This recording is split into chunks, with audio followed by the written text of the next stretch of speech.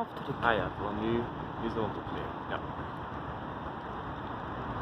Okay guys, welcome in this typical Belgian weather.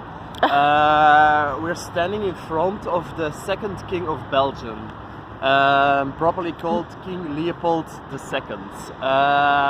Maybe you've heard of him, maybe you've not heard of him. Until recently, not a lot of people knew who he was, but recently he's gotten a lot of internet fame. Why? Because people put him in the line of Stalin, Hitler, and then Leopold II as one of the big monsters of the of the 20th century. So what did this guy do? Well, we have to go back all the way to the 19th century. And in the 19th century, industrialization, so more demands for rubber, for instance, to make cars, or elephant tusks to make the keys on pianos, for example. So Africa was looking very attractive. It was a lost continent that wasn't colonized yet, so Europeans were putting their eyes on Canada, on Africa, sorry. So what happened?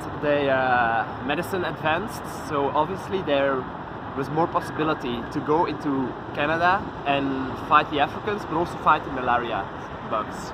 So towards the end of the 19th century, there was a big conference in Berlin called the Conference of Berlin, obviously organized by this guy. What did they do? A lot of white old European men got together and decided the fate of Africa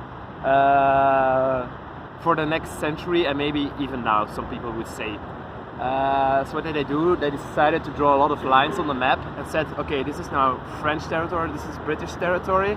Center, is it Belgian territory? Well, not exactly, because Belgium had to be neutral and was very apathetic towards getting its own colony. So what did this guy do? He often said his ambitions were too big for this small country. So he took the center of Africa and turned it into his own private property.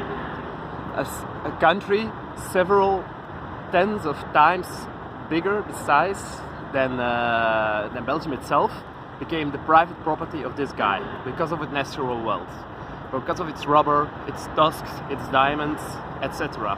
And it was run like a private company because everything was put in its place to make as much money as possible. So what did he do? He got into the Congo with some officers from the Belgian army and kind of created his own state.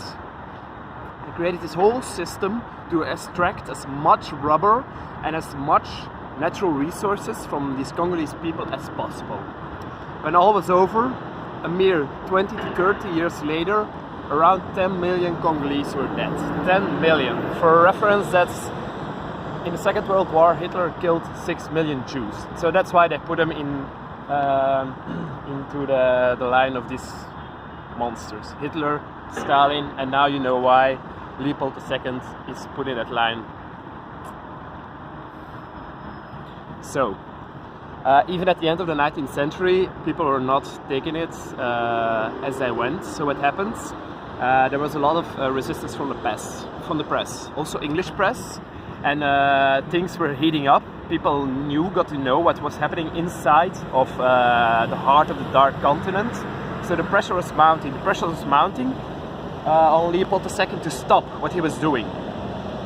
Eventually, he stopped, and the Congo got a Belgian solution. So what happened? The Congo was transferred to the Belgian Parliament, and in 1909, the Congo officially became a Belgian colony.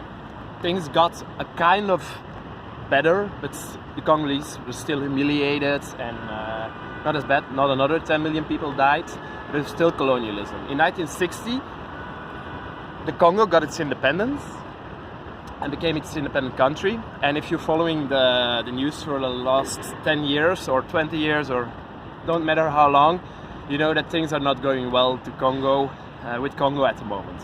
That's why we have a lot of Congolese people who originally gathered in Porte Namur. That's what we called. It's over there.